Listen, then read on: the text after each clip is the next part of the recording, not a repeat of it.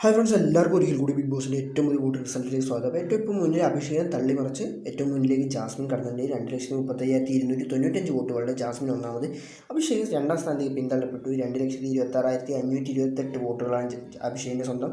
ശ്രീതുവാണ് മൂന്നാം സ്ഥാനത്തേക്ക്, അവിടെ അട്ടിമറിയുന്നുണ്ട്. 1,91,372 വോട്ട്. നാലാം സ്ഥാനത്ത് ഋഷി 1,54,388.